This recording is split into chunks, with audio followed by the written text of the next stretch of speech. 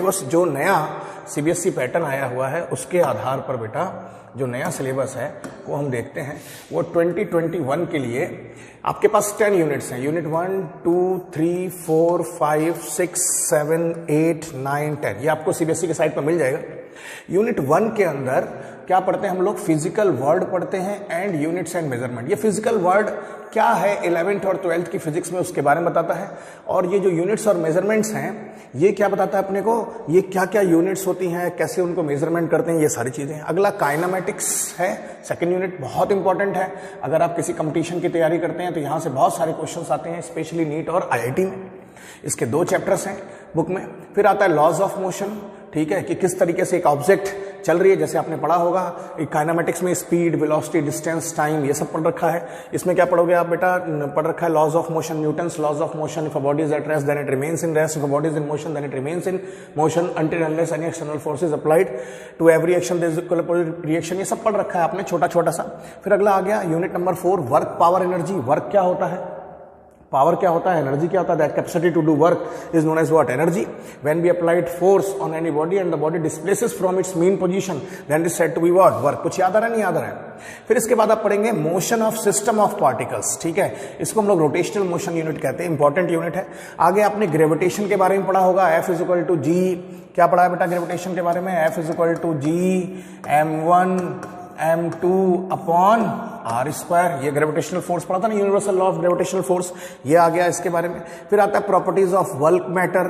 Properties of work matter में solids के बारे में हम लोग देखेंगे, सॉलिड्स की प्रॉपर्टीज देखेंगे। देन हम लोग लिक्विड्स की प्रॉपर्टीज देखेंगे।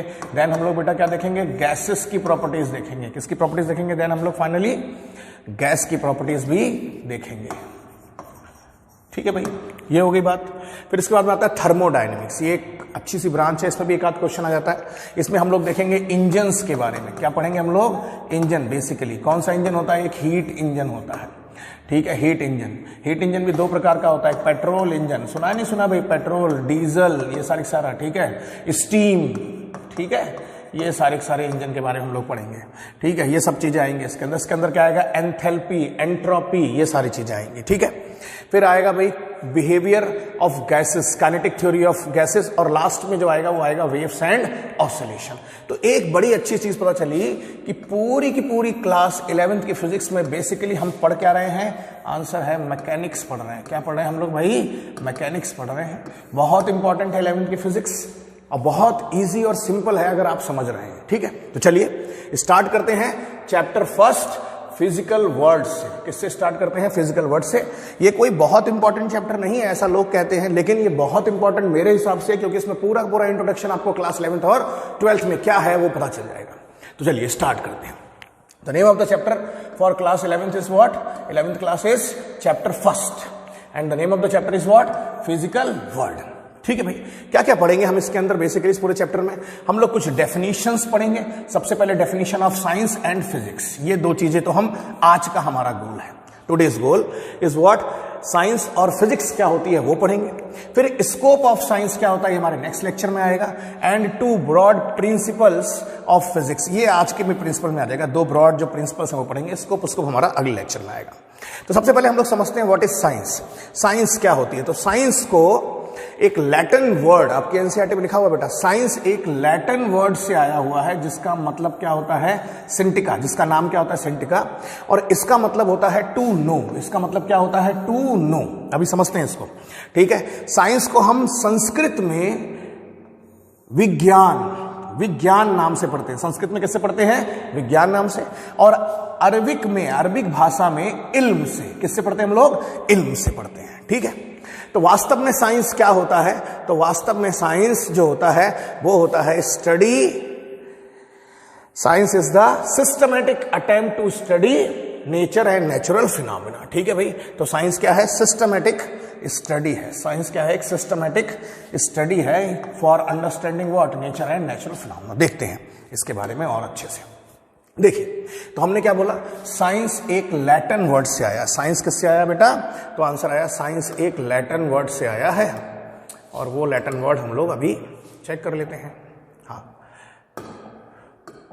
देखिए, तो साइंस कहां से आया है? एक साइंस जो आया है हमारे पास में, एक second just a minute, pen change कर लें।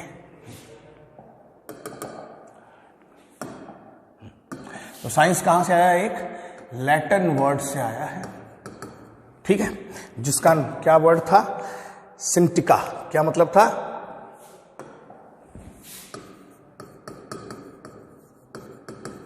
और इसका मतलब क्या होता है? टू नो, किसी चीज को जानना, टू नो एनीथिंग। ठीक है भाई, ये हमने देख लिया। फिर इसके बाद में क्या आया हमारे पास में? To know. आगे अब यहां से अगर हम साइंस के बारे में देखें तो फिर क्या हुआ? साइंस के कुछ हिस्से हो गए, साइंस के क्या हो गए? कुछ ब्रांचेस हो गई। अब ये टू नो से जरा हम समझते हैं क्या होता है टू नो। ठीक है, बहुत इंपॉर्टेंट है। अच्छा, अभी आपने पढ़ा कि साइंस में हम क्या पढ़ते हैं? संस्कृत में साइंस को क्या पढ़ते हैं हम लोग? विज्ञान। और अमेरिकन वर्ड्स में हम लोग क्या, अरेबिक वर्ड्स में हम लोग उसको क्या पढ़ते हैं? इल्म। ठीक है, अलग अलग भाषा में अलग अलग जगह पर साइंस के बारे में बताया गया। फिर अगली चीज ये आई कि साइंस होती क्या है? क्वेश्चन क्या है? What is science? तो आंसर है टू नो। एग्जाम्पल जरा चेक करते हैं। यहां पर कुछ एग्जाम्पल्स जैसे न्यूटन्स का फर्स्ट लॉ आप पढ़ चुके हो, सेकंड लॉ पढ़ चुके हो, थर्ड लॉ आप पढ़ चुके हो। ये कुछ एक एग्जाम्पल्स हैं जो आप पीछे देख चुके हो कि एक लड़की स्केट कर रही है, यहाँ पर एक आदमी आइस पे चल रहा है, इनर्शिया है, अगर आप रुके हो तो रुके रहोगे, चलते रहोगे। तो कुछ एग्जाम्पल्स दिए हुए हैं, ये सब कुछ कहाँ आ रहे हैं? साइंस के अंदर आ रहे हैं। या फिर आप आगे चल के देखोगे कि एक किसी प्रिज्म से अगर व्हाइट लाइट पास करती है तो वो कितने कलर में टूट जाती है? 7 कलर में टूट जाती है। सब कुछ कहाँ आया है? साइंस के अंदर आया है। तो बेसिकली साइंस में क्या है? एक सिस्टमैटिक इंटरप्रिटेशन है, ठीक है, और ऑर्गेनाइज क्या है? नॉलेज है, ठीक है, जो किसको बताता है? प्रेडिक्शंस बताता है। किसके अंदर? यूनिवर्स के अंदर बताता है, ठीक है। अब जरा इसको एक दूसरे एग्जाम्पल से मैं आपको समझाना चाहता हूं। एग्जाम्पल समझिए। मैंने एक बच्चे को बुलाया और एक रूम के अंदर मैंने क्या कर दिया? बहुत सारी चीजों को रख दिया। क्या क्या रख दिया उसके अंदर?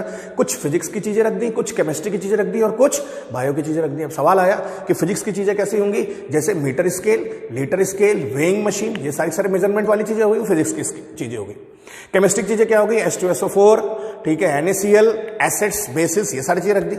और तीसरी जो अपने पास में अगली चीज आई बायो के अंदर, तो बायो के अंदर सबसे इंपॉर्टेंट चीज, जैसे आजकल कोरोना वायरस चल रहा है, ऐसे वायरसेस छोड़ दिया मैंने इस रूम के अंदर। या मैंने क्या कर दिया? मैंने कुछ स्पेसिमेंस ऑफ अमीबा या फिर स्लाइड्स इस तरीके से मैंने चीजें रख दी, क्रोकोडाइल, एग्डोडाइल, स्नेक सब छोड़ दिया। अब मैंने एक बच्चे बुलाया, बेटा राम कम हियर। राम आया मेरे पास में और ये सब चीजें एक रूम के अंदर मैंने डाल के रख दी है। और राम से कहा, बेटा please bring a weighing machine for me from that room. उस रूम से मेरे लिए क्या लेकर आओ? एक वेइंग मशीन लेकर आओ। राम जाएगा, विंडो में से देखेगा, कांच की विंडो है उस डोर के ऊपर, देखेगा और भाग के वापस मेरे पास में आएगा, कहेगा sir it is impossible for me to bring a weighing machine or a physical instrument from that room to you. मैं कहूंगा क्यों? तो कहेगा sir because there are some viruses, because there are some acids, there are some snakes, they can harm me. Obviously it is very tough. Then वहीं पर श्याम बैठा था classroom में। कौन बैठा था बेटा? श्याम बैठा था। श्याम बोला सर हमने 9th 10th क्लासेस में अच्छे से पढ़ रखा, छोटे क्लासेस में, कि फिजिक्स की चीजें कौन सी होती है, केमिस्ट्री की चीजें कौन सी होती है और बायो की चीजें कौन सी होती है। ऑब्वियसली इसका मतलब क्या आपको थोड़ी सी नॉलेज है, ठीक है, पता चल गया। अब क्या करा है, कहानी समझना बहुत ध्यान से। क्या करा? श्याम ने आइडिया दिया, सर मैं एक सपेरे को जानता हूं, वो बीन बजाएगा, कर लेगा। हम सर पीपीई किट पहन के अंदर जाएंगे, कोरोना हमको नहीं होगा, ठीक है। हम सर केमिस्ट्री की चीजों को एक शेल में लगाते हैं। उसने कहा सर एक शेल में हम क्या कर देते हैं? फिजिक्स की चीजें रख देते हैं। दूसरे सेल में हम सर क्या करते हैं? केमिस्ट्री की चीजें रख देते हैं। ये रूम है मान लो, ठीक है, और यहां पर हम सर क्या कर देते हैं? बायो की चीजें कर देते हैं। अब सारी चीजें अरेंज करके रख दी। अब नेक्स्ट डे राम, ये एक दिन लग गया, राम आया। अब मैंने राम से कहा बेटा now you should bring that weighing machine from that room. तो वो इस रूम में से जाएगा, एंटर करेगा और देखेगा। इजीली कहां जाएगा? वो फिजिक्स की सेल में से जाएगा और वेइंग मशीन लेकर वापस आ जाएगा। तो ये बताइए पहले दिन का काम आसान था या दूसरे दिन का काम आसान था? आंसर था दूसरे दिन का काम क्या हो गया? आसान हो गया। किसने आसान करा दूसरे दिन के काम को? अगर किसी चीज के बारे में नॉलेज थी, उसका इंटरप्रिटेशन था, तभी हमने चीजों को क्या करा? अरेंज करा। तो ये जो नॉलेज और ये इंटरप्रिटेशन आया, ये कहां से आया? साइंस से आया। तो do you able to understand what is science? तो साइंस क्या एक सिस्टमैटिक स्टडी है। साइंस क्या एक सिस्टमैटिक स्टडी है जिसकी मदद से हमारी लाइफ क्या हो जाती है? इजी हो जाती है। जिसकी मदद से हमारी लाइफ क्या हो जाती है? इजी हो जाती है। अब समझ में आया बेटा व्हाट इज साइंस? तो ये तो हम पढ़ते हैं साइंस के बारे में। आगे चलते हैं। आगे इस साइंस को पढ़ने के लिए एक साइंटिफिक मेथड होता है। साइंस को पढ़ने के लिए क्या होता है? एक साइंटिफिक मेथड होता है। और इस साइंटिफिक मेथड्स के कुछ स्टेप्स होते हैं। जैसे फिजिक्स के अंदर हम अभी आगे पढ़ेंगे, हम फिजिक्स के अंदर क्या पढ़ते हैं? लॉज पढ़ते हैं, लॉज ऑफ फिजिक्स। लॉज कैसे बनते हैं? तो उसके लिए एक प्रोसीजर है जिसको हम लोग क्या कहते हैं भैया? Scientific method. क्या है अपने पास में बेटा? प्रोसीजर है, और उस प्रोसीजर को हम लोग क्या कहते हैं? साइंटिफिक मेथड कहते हैं। अब जरा समझते हैं साइंटिफिक मेथड में क्या क्या होता है। पहला होता है साइंटिफिक मेथड में सिस्टमैटिक ऑब्जर्वेशन, किसी चीज को देखना, उसको क्या कहते हैं हम लोग? Systematic observation. दूसरा क्या होता है? Controlled experiment. अभी एक करके सब समझेंगे। फिर आता है क्वालिटेटिव एंड क्वांटिटेटिव रीजनिंग, ठीक है उसकी। फिर अगला आता है मैथमेटिकल मॉडलिंग, और लास्ट वन आता है verification and falsification of what? Theory, जो आप पढ़ रहे हो। इसको जरा समझने की कोशिश करते हैं। इसका मैं बेस्ट एग्जाम्पल पहले आपको दिखाता हूं क्या है। ये देखिए एक एग्जाम्पल है साइंटिफिक मेथड का। एग्जाम्पल क्या है?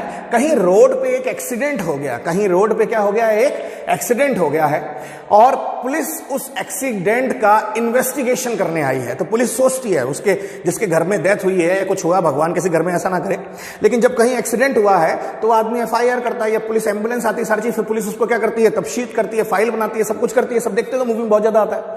तो पुलिस इन्वेस्टिगेशन कैसे करेगी कि भाई ये एक्सीडेंट ही था, एक्सीडेंट हुआ तो ब्रेक फेल हो गए, या टायर फट गया, या किसी ने ब्रेक फेल कर दिए। तो उसके लिए पुलिस क्या करेगी? एक्सीडेंट के लिए एक इन्वेस्टिगेशन करेगी। तो लिखा हुआ है there was a car accident and the police were investigating, uses the scientific method. किसका इस्तेमाल करके पुलिस क्या कर रही है? साइंटिफिक मेथड का इस्तेमाल करके। सबसे पहले क्या करेगी? वहां पर जहां पर एक्सीडेंट हुआ वहां के लोगों से पूछेगी, हाँ भाई बताओ कैसे एक्सीडेंट हुआ? क्या गाड़ी बहुत तेज आ रही थी? क्या गाड़ी बहुत हल्के आ रही थी? टायर फट गया? क्या हो गया? तो वो क्या करेंगे? उन लोगों ने ऑब्जर्वेशन करा होगा, और पुलिस ने उस ऑब्जर्वेशन से क्या कर लिया होगा? डाटा एनालिसिस कर लिया होगा, डाटा इकट्ठा कर लिया होगा। फिर पुलिस हाइपोथेसिस करेगी, सोचेगी, हो सकता है ड्राइवर को नींद आ गई हो तब एक्सीडेंट हो गया, हो सकता है ड्राइवर बहुत तेज चला रहा हो सकता है कि कार में कुछ लोग बातचीत कर रहे हो, उसका दिमाग कहीं और दूसरे स्टेट पे चला गया इसलिए एक्सीडेंट हो गया। तो कुछ हाइपोथेसिस करेगी। फिर पुलिस क्या करेगी? एक्सपेरिमेंट करेगी, मतलब एक छोटे से हिस्से में इस तरीके का एक्सपेरिमेंट करके देखेगी कि क्या ऐसा पॉसिबल है, और टेस्ट करेगी। फिर इंटरप्रिटेट करेगी कि जो उसने हाइपोथेसिस करा था और जो ऑब्जर्वेशन कर रहा है वो सही है या नहीं है। अगर सही है तो बहुत अच्छी बात है, और नहीं है तो फिर क्या करेगी? रिवाइज, फिर से सब कुछ दोबारा करेगी, और फाइनली क्या करेगी? कंक्लूजन निकालेगी। फाइनली क्या करेगी? कंक्लूजन निकालेगी कि ये एक्सीडेंट किस कारण से हुआ, क्या ये रियल में एक्सीडेंट था या ये मर्डर था। समझ में आई नहीं आई बात? ये एक साइंटिफिक मेथड है। इस तरीके से एक साइंस का स्टूडेंट क्या करता है? सोचता। समझ में आया साइंस कितनी इंपॉर्टेंट है हमारी जिंदगी में, कि हमारी सोच को डेवलप कर रही है। ठीक है, अब जरा दूसरा एग्जाम्पल लेते हैं। एक और एग्जाम्पल इस साइंटिफिक मेथड का लेना चाहते हैं। This is the example. कुछ स्टेप्स हैं, खेती करने में काम की चीज है। मुझे क्या करना है? कुछ स्टेप्स ऑफ साइंटिफिक मेथड, जरा समझना एग्जाम्पल से। तो मुझे क्या करना है? मुझे कुछ एक पैकेट्स दे दिए गए हैं और मुझे क्या करना है? खेती करनी है। ठीक है भाई। तो पहला स्टेप, मैं कहीं खेत में जाऊंगा, वहां पर क्या करूंगा? सीड्स लूंगा। ये क्या है भाई? सीड्स हैं। ठीक है। फिर अगली चीज क्या आ जाएगी मेरे पास में भाई? सीड्स के बाद में एक वहां पर क्या होगा? थोड़े दिन बाद प्लांट ग्रो होगा, और प्लांट ग्रो होने के लिए क्या होना चाहिए? सॉइल कैसी है ये डिपेंड करता है। बंजर जमीन पे थोड़ा ना हो जाएगा। तो सॉइल बहुत अच्छी नहीं, तो मैं क्या इस्तेमाल करूंगा? क्वेश्चन। भाई मेरी सॉइल बहुत अच्छी नहीं है तो मैं क्या करूंगा? पहले तो ऑब्जर्वेशन करूंगा। एक आध प्लांट लगा के ज्यादा अच्छा ग्रो नहीं कर रहा है तो मैं क्या ऑब्जर्वेशन करूंगा? स्टेप नंबर 2, ये फर्स्ट था। स्टेप नंबर सेकंड में क्या करूंगा कि भाई मुझे किसका इस्तेमाल करना पड़ेगा? फर्टिलाइजर का इस्तेमाल करना पड़ेगा। ये क्वेश्चन अराइज करा मेरे दिमाग में कि मैं जमीन को उपजाऊ कैसे बनाऊं। तो जमीन को उपजाऊ बनाने के लिए मैंने क्या करा भाई? फर्टिलाइजर का इस्तेमाल करा। अब मार्केट में 3-4 प्रकार के फर्टिलाइजर्स हैं, A, B, C। ठीक है, मैंने देखा जो ए वाला है, ए वाला यूज करा छोटे से हिस्से पे, बी वाला यूज करा सी वाला। और मैंने देखा कि जो ए वाला है वो ज्यादा जल्दी फास्टर ग्रो कर रहा है। ठीक है, फिर देखा गया, ये एक्सपेरिमेंट रिजल्ट आया कि ए वाला ही सबसे ज्यादा क्या कर रहा है? ये ए वाला सबसे ज्यादा अच्छे से कर रहा है। तो मैं किस फर्टिलाइजर को लूंगा? आंसर है खेती करने के लिए ए वाले को लूंगा, और वो मेरा करेक्ट हाइपोथेसिस भी हो गया, सारी चीजें हो गई।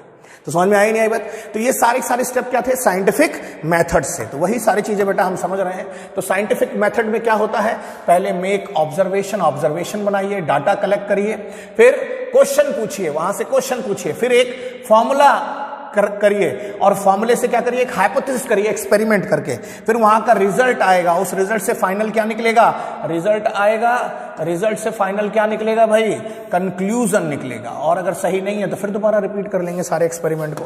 तो ये सारी चीजें हमारे पास में निकल के आई। तो साइंटिफिक मेथड क्या है, no single procedure is always taken in experiment. Single method नहीं होता, बहुत सारे प्रोसीजर्स करने पड़ते हैं। Certain common steps in all good investigation क्या होना चाहिए भाई, कि पहले मटेरियल क्या है, फिर प्रोसीजर क्या है, फिर स्टेटमेंट, फिर हाइपोथेसिस और लास्ट में क्या निकल के आता है, कंक्लूजन। तो ये सारी चीजें हमारे पास में कहां निकल के आती हैं, साइंटिफिक मेथड के अंदर निकल के आती हैं। तो समझ में आ गया बेटा क्या होता है साइंटिफिक मेथड। तो इसी साइंटिफिक मेथड के आधार पर नेचर में क्या बने हैं, नेचर के अंदर क्या बनाए गए हैं, लॉज बनाए गए हैं। क्या बनाए गए हैं, लॉज, जो हम फिजिक्स के अंदर पढ़ते हैं। तो किस मदद से बनाए गए हैं, by the method of what, scientific method. By what, scientific method से नेचर के अंदर लॉज बनाए गए हैं, क्रिएट किए गए हैं। ठीक है, आगे देखते हैं। आगे अगली चीज, तो हमने ये पढ़ा साइंस क्या होती है। फिर हमने अगली चीज क्या देखी भाई, कि साइंस के अंदर कुछ स्टेप्स होते हैं जिनको हम लोग क्या कहते हैं, साइंटिफिक मेथड करते हैं। और एक साइंस का स्टूडेंट साइंटिफिक मेथड की ही सोच को डेवलप करता है और रखता है। फिर अगली चीज क्या आई, व्हाट इज फिजिक्स। तो फिजिक्स क्या होती है, हम क्या पढ़ने जा रहे हैं उस साइंस के अंदर, हम लोग क्या पढ़ने जा रहे हैं साइंस के अंदर, आंसर आया हम साइंस के अंदर क्या पढ़ने जा रहे हैं, फिजिक्स। तो अगर मैं बात करूं तो साइंस के अंदर बेटा क्या निकल के आया, साइंस का मतलब क्या था, टू नो। ठीक है, और इसके कितने क्लासिफिकेशन हुए हमारे पास में, वैसे बेसिकली 3 क्लासिफिकेशन हुए। पहला क्लासिफिकेशन क्या हो गया बच्चे, फिजिक्स, दूसरा क्या हो गया, केमिस्ट्री, और तीसरा क्या हो गया, बायो। अच्छा, कुछ लोग इसको फिजिक्स को एक अलग हिस्से में रखते हैं और बायो को एक अलग हिस्सा कर देते हैं, हम उसमें डिटेलिंग नहीं जा रहे हैं। We have to study what, physics. और फिजिक्स अभी आप पढ़ेंगे, इसका बेसिक मतलब है, एससी ब्रह्म बुक में लिखा हुआ है, study of nature and natural phenomenons. And what बेटा, नेचर एंड नेचुरल फिनोमिनन। चलिए देखते हैं।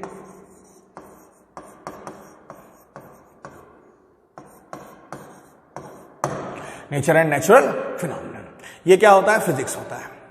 तो जो भी हमारे आस पड़ोस में नेचर में घटित हो रहा है उसकी स्टडी करना। आप कहोगे सर हमारे आस पड़ोस में क्या हो रहा है, जैसे देखिए हर दिन के बाद में रात आती है, क्यों आती है, because earth revolve on its own axis. फिर डिफरेंट डिफरेंट सीजन्स आते हैं, क्यों आते हैं, क्योंकि earth revolves around the sun, nature तो है। और ये जो डे का नाइट होना या फिर समर विंटर सीजन आना, ये सब क्या है, नेचुरल फिनोमिनन्स है। ग्रेजुअली मॉर्निंग में टेम्परेचर कम होता है, आफ्टरनून में टेम्परेचर ज्यादा होता है, इवनिंग में फिर टेम्परेचर कम हो जाता है। ये क्यों होता है, क्योंकि अर्थ इक्वेटर के पास में हम लोग पाए जाते हैं, हमारी कंट्री पाई जाती है, और सन के मूवमेंट के खातिर या अर्थ के मूवमेंट के खातिर ये सारी कंडीशंस होती है। तो ये सब क्या है, इन सब चीजों की स्टडी। या मैं लिख रहा हूं, क्यों लिख पा रहा हूं, क्योंकि फ्रिक्शन का इस्तेमाल हो रहा है। अगर मैं चौक से लिखता, यहां पर किसका इस्तेमाल हो रहा है, 12th क्लास में आप पढ़ोगे, इंडक्शन, चार्जेस डेवलप कर रहे हैं, उसकी मदद से हो रहा है। और बहुत सारे फिलॉसफी है, मैं बोल रहा हूं और आप मुझे सुन पा रहे हो। ये क्या है, ऑनलाइन क्लासेस का सिस्टम है। क्या हुआ, मैंने किसी चीज को मोबाइल के अंदर रिकॉर्ड करा इलेक्ट्रोमैग्नेटिक वेव की फॉर्म में, फिर हम आपको इसको नेट के थ्रू भेजेंगे, तो इलेक्ट्रोमैग्नेटिक वेव, ये भी क्लास 12th में पढ़ोगे आप। तो ये सारी चीजें कहां आती हैं, साइंस के अंदर। थोड़ा और इसको डिटेल्स क्या होती है, तो फिजिक्स 3 हिस्सों में, 3 अलग अलग लैंग्वेजेस में जानी जाती है। ग्रीक वर्ल्ड में फिजिक्स को हम लोग 600 BC के अराउंड हम क्या पढ़ते थे, फ्यूजेस पढ़ते थे। क्या फ्यूजेस, इस तरीके से कुछ एक लेटर होता है जो लैटिन मतलब ग्रीक वर्ड में, सॉरी ये किस किस वर्ड में लिखा हुआ होता है, ग्रीक वर्ड में लिखा हुआ होता है। ठीक है, फ्यूजेस पढ़ते थे। अच्छा, फिजिक्स को हम संस्कृत में कैसे पढ़ते हैं, तो आंसर है संस्कृत में हम इसको पढ़ते हैं भौतिकी। क्या पढ़ते हैं हम लोग इसको, भौतिकी। और अरेबिक वर्ड में हम अल्फारिया पढ़ते हैं। ठीक है, तो ये तो फिजिक्स की अलग अलग भाषाओं में लिखी हुई चीज है। अब अभी हमने बताया कि फिजिक्स क्या होती है, फिजिक्स क्या है भाई, study of nature and natural phenomena. क्या है ये, नेचर एंड नेचुरल फिनोमिनन्स। ठीक है, देखते हैं थोड़ा सा और इसके बारे में कि नेचर में क्या क्या चीजें हैं, कैसे कैसे हो रही हैं। अब जरा देखिए, नेचर में सारी चीजें, फिजिक्स हर जगह है। ये है फिजिक्स इज व्हाट? एवरीवेयर, जहां भी आप खड़े वहां आप फिजिक्स। जैसे देखिए मैकेनिक्स, अभी बताया था आपको शुरू में, मोशन क्या होगा, उसके अंदर मोशन होगा और उसके क्या होंगे, कॉजेज होंगे। जैसे falling on off an object, आप एक पत्थर को फेंकिए, नीचे गिर रहा है, मैकेनिक्स के खातिर। आप रोड पे चल रहे हैं, जूता आपका घिस रहा है, टायर घिस रहे हैं, फ्रिक्शन। वेट, वजन का कंसेप्ट, हल्की चीज उठाना, भारी चीज उठाना, वेट का कंसेप्ट। स्पिनिंग ऑफ ऑब्जेक्ट, कोई चीज लट्टू गोल गोल गोल गोल घूम रहा है, ये सब कुछ कहां आता है, मैकेनिक्स के अंदर आता है। थर्मोडायनेमिक्स, अगली चीज देखिए, थर्मोडायनेमिक्स में क्या आ जाता है, हीट और टेम्परेचर। क्या आ जाता है भाई, हीट और टेम्परेचर आ जाता है, किसके अंदर, थर्मोडायनेमिक्स के अंदर। अब जैसे melting and freezing process, ice है, मेल्ट हो गई, ठीक है, वाटर को आपने क्या कर दिया, फ्रीज कर दिया। इंजन्स बताया था भी आपको, रेफ्रिजरेटर जो घर का काम करता है, वो सब कुछ कहां आ गया, थर्मोडायनेमिक्स में आ गया बेटा।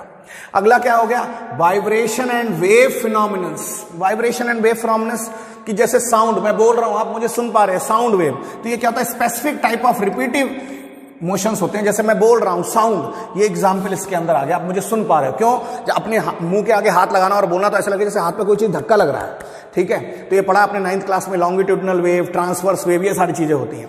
स्प्रिंग, स्प्रिंग को लोग खींचो तो ऐसे ऐसे करके आगे पीछे ऐसे करके मूव करते नहीं करती है, ये हो गया। गाड़ी के शॉकर्स ऊपर नीचे मूव करते नहीं करते हैं, बाइक में लगा होता है वहां पर। Pendulum, to and fro motion, ये सारी चीजें आ गई। घड़ी में पेंडुलम ऐसे करके चलती है, मूव करती है, to and fro motions.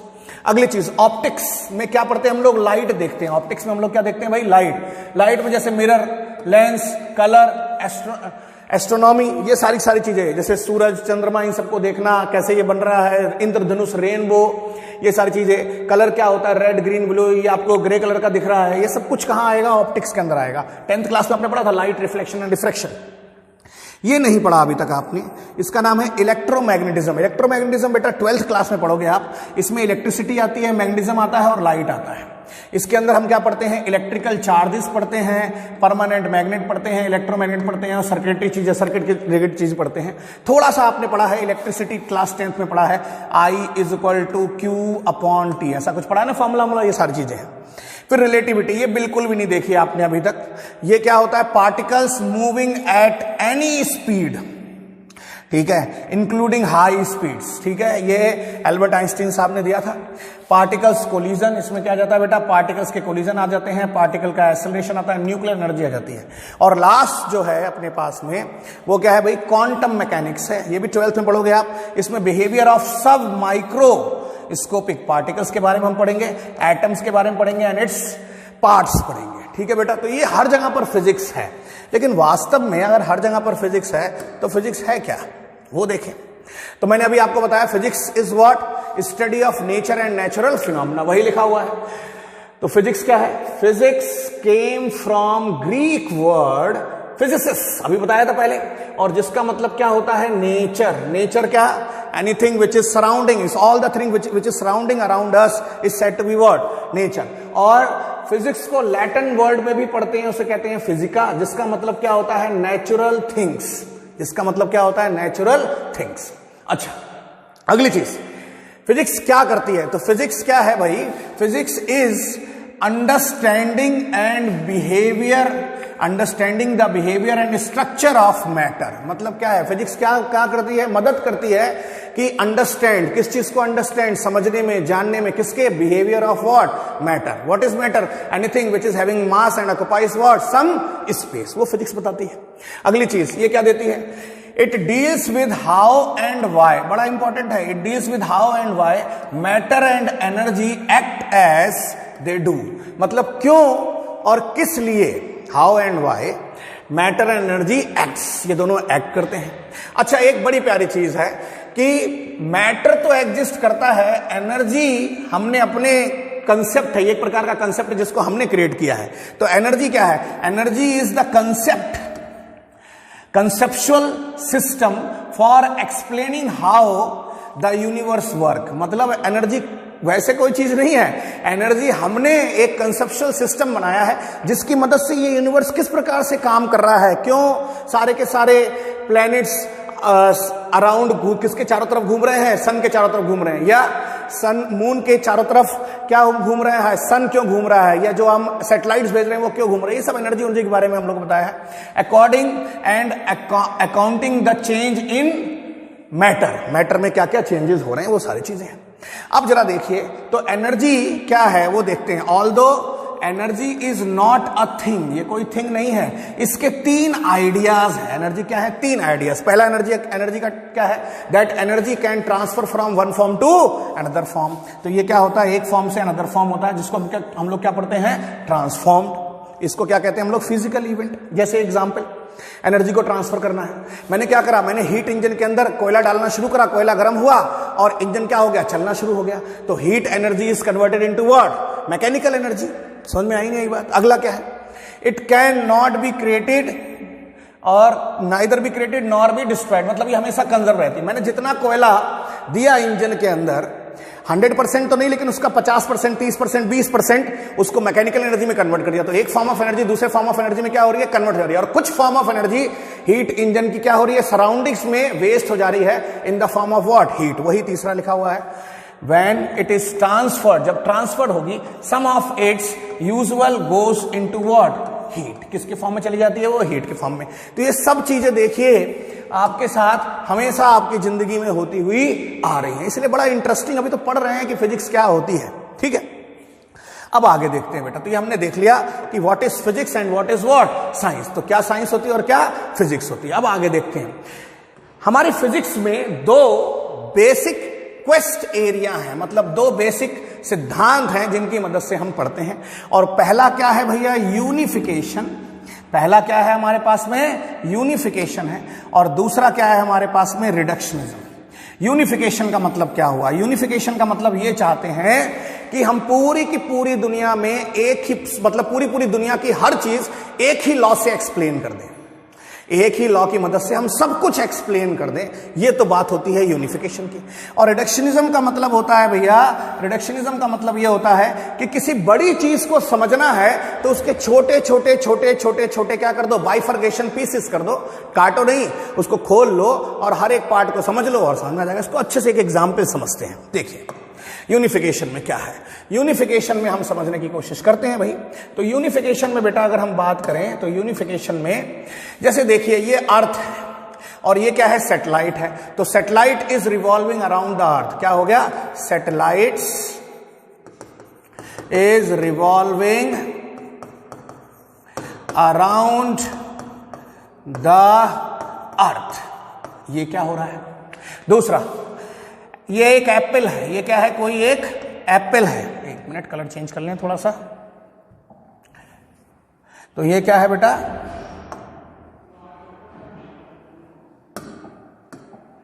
Apple है, ठीक है। Y Apple is falling downward? तो आप पढ़ चुके हो, mg वेट होता है। और भी चीज देखते हैं। तीसरी चीज, ये सन है और ये क्या है? प्लैनेट्स हैं, डिफरेंट डिफरेंट प्लैनेट्स हैं जो सन के चारों तरफ क्या कर रहे हैं? रिवॉल्व कर रहे हैं। तो revolution of planets around the sun. इन सभी चीजों को, इन 3 डिफरेंट चीजों को आप एक लॉ से बता सकते हो। क्या कर सकते हो आप? एक ही लॉ से, एक ही सिद्धांत से आप बता सकते हैं। और वो सिद्धांत क्या है? कोई बताएगा मुझे भाई? जल्दी जल्दी सोचो। वो सिद्धांत क्या है? Universal law of gravitation. वो क्या है भाई? Universal law of gravitation. तो ये सब चीजें कहां है? कहां से आ गया? ग्रेविटेशन की मदद से आप revolution of satellites around the sun, revolution of satellites around the earth, revolution of sun, revolution of planets around the sun, थोड़ा सा स्लिप ऑफ टंग हो रहा है, and falling of apple, all this things you are explaining with the help of what? A single law. और इसीलिए हम इस सब चीजों को क्या कहते हैं? सिंगल चीज से एक्सप्लेन करने का मतलब क्या हो गया? ये यूनिफिकेशन हो गया। ये क्या हो गया भैया? यूनिफिकेशन हो गया। ठीक है बेटा, अगला देखते हैं। अगली चीज जो अपने पास आया वो क्या है? रिडक्शनिज्म है। ये क्या होता है भाई? रिडक्शनिज्म। तो रिडक्शनिज्म क्या होता है बेटा? इसमें हम क्या करते हैं? लार्जर बॉडी का, लार्ज का हम क्या करते हैं? स्मॉल पार्ट्स में इसको ब्रेक कर देते हैं so that we can understand it. ठीक है। तो जैसे एग्जाम्पल देखिए, यहां पर क्या है, एक कार के बारे में अपने को एक्सप्लेन करा गया है। तो एंटोनॉमी ऑफ एन ऑटोमोबाइल, तो क्या क्या होता है कार के अंदर, एक बैटरी होती है, एक एयर फिल्टर होता है, एक स्टीयरिंग होता है, विंडशील्ड वॉशर्स होते हैं, डिस्ट्रीब्यूटर होता है, एक रेडिएटर होता है, एक अल्टरनेटर होता है, सीट्स होती हैं, रियर व्यू मिरर होता है, विंडशील्ड वाइपर्स होते हैं, टैंक होता है, टेल लाइट्स होती हैं, स्पेयर व्हील्स होते हैं, व्हील्स होते हैं, ट्रांसमिशन करने के लिए एक एक्सेस होती है, ठीक है, लाइन शाफ्ट होती है, बॉडी की मॉडलिंग की जाती है, डिस्क होता है, ब्रेक डिस्क होते हैं, ऑयल पड़ता है। अगर आप सभी का छोटा छोटा मतलब समझ लें तो अच्छे से क्या है, आप कार को समझ सकते हैं, नहीं समझ सकते हैं, तो that is the basic thing. अच्छा, इसी तरीके से एक और एग्जाम्पल समझते हैं, जैसे आपने 10th क्लास में पढ़ रखा है जनरेटर के बारे में, ये मालूम है, इलेक्ट्रिक जनरेटर। तो जनरेटर में क्या होता है, जनरेटर के अंदर क्या क्या चीजें पाई जाती हैं, जैसे पाई जाती हैं उसके अंदर आर्मेचर पाया जाता है,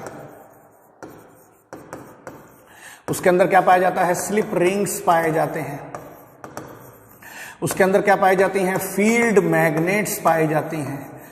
अब अगर आप हर चीज का रोल समझ लें तो जनरेटर क्या होता है, कैसे काम करता है, समझ में आ गया। ऐसे कार के बारे में बता दिया तो समझ में आया नहीं आया, तो ये दोनों चीजें हैं, इससे हमारी पूरी पूरी फिजिक्स वर्क करती है। वही लिखा हुआ है इन्होंने कि one larger question about the scientific theories that excites philosophical and scientific attention concern the possibility, ठीक है, दैट सिंगल थ्योरी, एक सिंगल थ्योरी में आप सब चीजों को एक्सप्लेन करें। और वही लिखा हुआ है, many thinkers are attracted by the idea of unified science, ठीक है, और by the view that the science from a hierarchical chemical, ये सारी चीजें आ गई, और सिंगल में everything, theory of everything is said to be what, is said to be what, इसको हम लोग कहते हैं यूनिफिकेशन। और रिडक्शनिज्म में क्या करते हैं, एक कॉम्प्लेक्स सिस्टम को हम लोग सम ऑफ इट्स पार्ट्स में ब्रेक करके फिर जोड़ने की कोशिश करते हैं, समझने की कोशिश करते हैं, तो ये क्या कहलाता है भाई, रिडक्शनिज्म, ठीक है, एक बड़ी चीज को हम तोड़ देते हैं, ठीक है बेटा।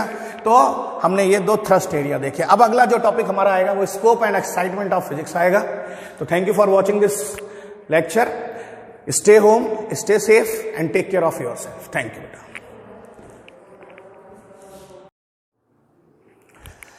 तो देखिए बेटा, फिजिक्स क्या होती है। तो फिजिक्स तीन हिस्सों में, तीन अलग अलग लैंग्वेजेस में जानी जाती है। ग्रीक वर्ल्ड में फिजिक्स को हम लोग 600 BC के अराउंड हम क्या पढ़ते थे, फ्यूजेस पढ़ते थे। क्या फ्यूजेस, इस तरीके से कुछ एक लेटर होता है जो लैटिन मतलब ग्रीक वर्ड में, सॉरी ये किस किस वर्ड में लिखा हुआ होता है, ग्रीक वर्ड में लिखा हुआ होता है, ठीक है, फ्यूजेस पढ़ते थे। अच्छा, फिजिक्स को हम संस्कृत में कैसे पढ़ते हैं, तो आंसर है संस्कृत में हम इसको पढ़ते हैं भौतिकी। क्या पढ़ते हैं हम लोग इसको, भौतिकी। और अरेबिक वर्ड में हम अल्फारिया पढ़ते हैं, ठीक है। तो ये तो फिजिक्स की अलग अलग भाषाओं में लिखी हुई चीज है। अब अभी हमने बताया कि फिजिक्स क्या होती है। फिजिक्स क्या है भाई, study of nature and natural phenomena. क्या है ये, नेचर एंड नेचुरल फिनोमिनन्स, ठीक है। देखते हैं थोड़ा सा और इसके बारे में कि नेचर में क्या क्या चीजें हैं, कैसे कैसे हो रही हैं। अब जरा देखिए, नेचर में सारी चीजें, फिजिक्स हर जगह है, ये है फिजिक्स इज व्हाट, एवरीवेयर, जहां भी आप खड़े वहां आप फिजिक्स है। जैसे देखिए मैकेनिक्स, अभी बताया था आपको शुरू में, मोशन क्या होगा, उसके अंदर मोशन होगा और उसके क्या होंगे, कॉजेज होंगे। जैसे falling on off an object, आप एक पत्थर को फेंकिए, नीचे गिर रहा है, मैकेनिक्स के खातिर। आप रोड पे चल रहे हैं, जूता आपका घिस रहा है, टायर घिस रहे हैं, फ्रिक्शन, वेट, वजन का कंसेप्ट, हल्की चीज उठाना, भारी चीज उठाना, वेट का कंसेप्ट, स्पिनिंग ऑफ ऑब्जेक्ट, कोई चीज लट्टू गोल गोल गोल गोल घूम रहा है, ये सब कुछ कहां आता है, मैकेनिक्स के अंदर आता है। थर्मोडायनेमिक्स, अगली चीज देखिए, थर्मोडायनेमिक्स में क्या आ जाता है, हीट और टेम्परेचर। क्या आ जाता है भाई, हीट और टेम्परेचर आ जाता है, किसके अंदर, थर्मोडायनेमिक्स के अंदर। अब जैसे melting and freezing process, ice है, मेल्ट हो गई, ठीक है, वाटर को आपने क्या कर दिया, फ्रीज कर दिया। इंजन्स बताया था भी आपको, रेफ्रिजरेटर जो घर का काम करता है वो सब कुछ कहाँ आ गया, थर्मोडायनेमिक्स में आ गया बेटा। अगला क्या हो गया, vibration and wave phenomenons. Vibration and wave phenomenons कि जैसे साउंड, मैं बोल रहा हूं आप मुझे सुन पा रहे हैं, साउंड वेव, तो ये क्या होता है, specific type of repetitive motions होते हैं। जैसे मैं बोल रहा हूं साउंड, ये एग्जाम्पल इसके अंदर आ गया, आप मुझे सुन पा रहे हो। क्यों, जब अपने मुंह के आगे हाथ लगाना और बोलना तो ऐसा लगे जैसे हाथ पे कोई चीज धक्का लग रहा है, ठीक है। तो ये पढ़ा आपने 9th क्लास में, लॉन्गिट्यूडनल वेव, ट्रांसवर्स वेव, ये सारी चीजें होती हैं। स्प्रिंग, स्प्रिंग को लोग खींचो तो ऐसे से करके आगे पीछे ऐसे करके मूव करते नहीं करती है, ये हो गया। गाड़ी के शॉकर्स, ऊपर नीचे मूव करते नहीं करते हैं, बाइक में लगा होता है वहां पर। Pendulum, to and fro motion, ये सारी चीजें आ गई। घड़ी में पेंडुलम ऐसे करके चलती है, मूव करती है, टू एंड फ्रो मोशंस। अगली चीज, ऑप्टिक्स में क्या पढ़ते हैं हम लोग? लाइट देखते हैं। ऑप्टिक्स में हम लोग क्या देखते हैं भाई? लाइट। लाइट में जैसे मिरर, लेंस, कलर, एस्ट्रोनॉमी, ये सारी चीजें, जैसे सूरज, चंद्रमा, इन सबको देखना, कैसे ये बन रहा है, इंद्रधनुष, रेनबो, ये सारी चीजें। कलर क्या होता है? रेड, ग्रीन, ब्लू, ये आपको ग्रे कलर का दिख रहा है, ये सब कुछ कहाँ आएगा? ऑप्टिक्स के अंदर आएगा। 10th क्लास में आपने पढ़ा था लाइट, रिफ्लेक्शन एंड डिफ्रैक्शन। ये नहीं पढ़ा अभी तक आपने, इसका नाम है इलेक्ट्रोमैग्नेटिज्म। इलेक्ट्रोमैग्नेटिज्म बेटा 12th क्लास में पढ़ोगे आप। इसमें इलेक्ट्रिसिटी आती है, मैग्नेटिज्म आता है और लाइट आता है। इसके अंदर हम क्या पढ़ते हैं? इलेक्ट्रिकल चार्जेस पढ़ते हैं, परमानेंट मैग्नेट पढ़ते हैं, इलेक्ट्रोमैग्नेट पढ़ते हैं और सर्किटरी चीजें, सर्किट के रिलेटेड चीज पढ़ते हैं। थोड़ा सा आपने पढ़ा है इलेक्ट्रिसिटी, क्लास 10th में पढ़ा है, I = Q/T, ऐसा कुछ पढ़ा है ना, फॉर्मूला, ये सारी चीजें हैं। फिर रिलेटिविटी, ये बिल्कुल भी नहीं देखी आपने अभी तक। ये क्या होता है? Particles moving at any speed, ठीक है, इंक्लूडिंग हाई स्पीड्स, ठीक है, ये एल्बर्ट आइंस्टीन साहब ने दिया था। पार्टिकल्स कोलिजन, इसमें क्या आ जाता है बेटा? पार्टिकल्स के कोलिजन आ जाते हैं, पार्टिकल का एक्सेलरेशन आता है, न्यूक्लियर एनर्जी आ जाती है। और लास्ट जो है अपने पास में वो क्या है भाई? क्वांटम मैकेनिक्स है। ये भी 12th में पढ़ोगे आप। इसमें बिहेवियर ऑफ सब माइक्रोस्कोपिक पार्टिकल्स के बारे में हम पढ़ेंगे, एटम्स के बारे में पढ़ेंगे एंड इट्स पार्ट्स पढ़ेंगे, ठीक है बेटा। तो ये हर जगह पर फिजिक्स है, लेकिन वास्तव में अगर हर जगह पर फिजिक्स है तो फिजिक्स है क्या, वो देखें। तो मैंने अभी आपको बताया physics is what? Study of nature and natural phenomena, वही लिखा हुआ है। तो फिजिक्स क्या है? Physics came from Greek word physis, अभी बताया था पहले, और जिसका मतलब क्या होता है? नेचर। नेचर क्या? Anything which is surrounding, is all the thing which is surrounding around us is said to be what? Nature. और फिजिक्स को लैटिन वर्ड में भी पढ़ते हैं, उसे कहते हैं फिजिका, जिसका मतलब क्या होता है? नेचुरल थिंग्स, जिसका मतलब क्या होता है? Natural things. अच्छा, अगली चीज, फिजिक्स क्या करती है? तो फिजिक्स क्या है भाई? Physics is understanding the behaviour and structure of matter. मतलब क्या है? फिजिक्स क्या करती है? मदद करती है कि अंडरस्टैंड, किस चीज को अंडरस्टैंड, समझने में, जानने में, किसके? Behaviour of what? Matter. What is matter? Anything which is having mass and occupies what? Some space, वो फिजिक्स बताती है। अगली चीज ये क्या देती है?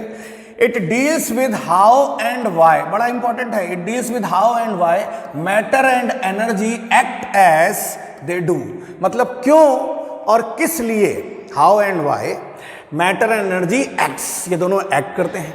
अच्छा, एक बड़ी प्यारी चीज है कि मैटर तो एग्जिस्ट करता है, एनर्जी हमने अपने कंसेप्ट है, एक प्रकार का कंसेप्ट है जिसको हमने क्रिएट किया है। तो एनर्जी क्या है? Energy is the concept, conceptual system for explaining how the universe work. मतलब एनर्जी वैसे कोई चीज नहीं है, एनर्जी हमने एक कंसेप्चुअल सिस्टम बनाया है जिसकी मदद से ये यूनिवर्स किस प्रकार से काम कर रहा है, क्यों सारे के सारे प्लैनेट्स अराउंड किसके चारों तरफ घूम रहे हैं? सन के चारों तरफ घूम रहे हैं, या सन मून के चारों तरफ क्या घूम रहे हैं? सन क्यों घूम रहा है, या जो हम सैटेलाइट्स भेज रहे हैं वो क्यों घूम रहे हैं? ये सब एनर्जी के बारे में हम लोग बताया है। According and accounting the change in matter में क्या क्या चेंजेस हो रहे हैं, वो सारी चीजें हैं।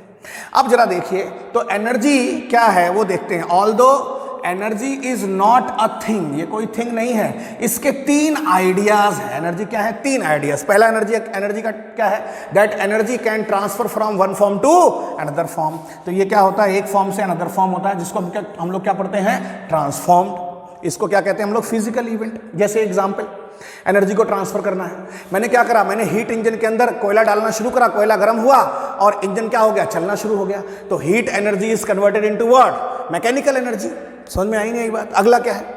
It can not be created और neither be created nor be destroyed. मतलब ये हमेशा कंजर्व रहती है। मैंने जितना कोयला दिया इंजन के अंदर, 100% तो नहीं, लेकिन उसका 50%, 30%, 20% उसको मैकेनिकल एनर्जी में कन्वर्ट कर दिया। तो एक फॉर्म ऑफ एनर्जी दूसरे फॉर्म ऑफ एनर्जी में क्या हो रही है? कन्वर्ट हो रही है। और कुछ form of energy heat engine की क्या हो रही है? सराउंडिंग्स में वेस्ट हो जा रही है in the form of what? Heat. वही तीसरा लिखा हुआ है। When it is transferred, जब ट्रांसफर्ड होगी, some of its usual goes into what?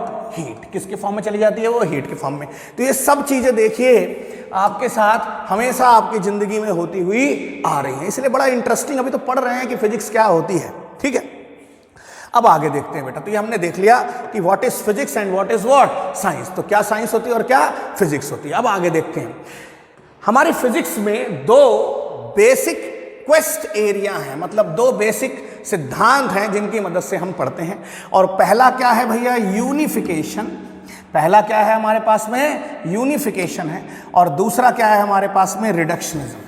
Unification का मतलब क्या हुआ, यूनिफिकेशन का मतलब ये चाहते हैं कि हम पूरी की पूरी दुनिया में एक ही, मतलब पूरी पूरी दुनिया की हर चीज एक ही लॉ से एक्सप्लेन कर दें, एक ही लॉ की मदद से हम सब कुछ एक्सप्लेन कर दें। ये तो बात होती है यूनिफिकेशन की।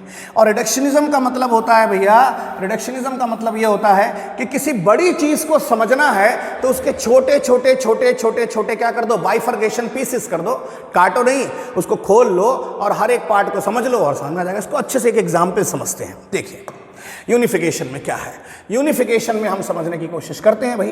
तो यूनिफिकेशन में बेटा अगर हम बात करें तो यूनिफिकेशन में जैसे देखिए ये अर्थ है और ये क्या है, सैटेलाइट है। तो satellite is revolving around the अर्थ। क्या हो गया, सैटेलाइट्स इज रिवॉल्विंग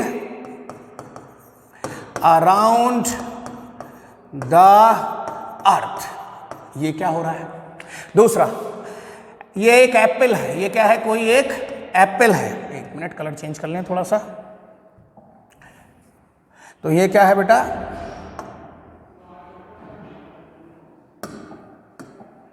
एप्पल है, ठीक है।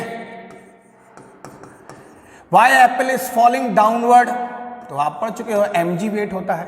और भी चीज देखते हैं। तीसरी चीज, ये सन है और ये क्या है, प्लैनेट्स हैं, डिफरेंट डिफरेंट प्लैनेट्स हैं जो सन के चारों तरफ क्या कर रहे हैं, रिवॉल्व कर रहे हैं। तो revolution of planets around the sun. इन सभी चीजों को, इन तीन डिफरेंट चीजों को आप एक लॉ से बता सकते हो। क्या कर सकते हो आप, एक ही लॉ से, एक ही सिद्धांत से आप बता सकते हैं। और वो सिद्धांत क्या है, कोई बताएगा मुझे भाई, जल्दी जल्दी सोचो सोचो।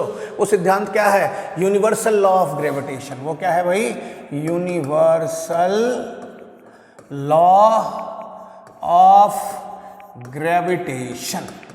तो ये सब चीजें कहाँ है, कहाँ से आ गया, ग्रेविटेशन की मदद से आप revolution of satellites around the sun, revolution of satellites around the earth, revolution of sun, revolution of planets around the sun, थोड़ा सा स्लिप ऑफ टंग हो रहा है, and falling of apple, all this things you are explaining with the help of what, a single law. और इसीलिए हम इस सब चीजों को क्या कहते हैं, सिंगल चीज से एक्सप्लेन करने का मतलब क्या हो गया, ये यूनिफिकेशन हो गया। ये क्या हो गया भैया, यूनिफिकेशन हो गया। ठीक है बेटा, अगला देखते हैं। अगली चीज जो अपने पास आया वो क्या है, रिडक्शनिज्म है। ये क्या होता है भाई, रिडक्शनिज्म। तो रिडक्शनिज्म क्या होता है बेटा, इसमें हम क्या करते हैं, लार्जर बॉडी का, लार्ज का हम क्या करते हैं, स्मॉल पार्ट्स में इसको ब्रेक कर देते हैं, so that we can understand it.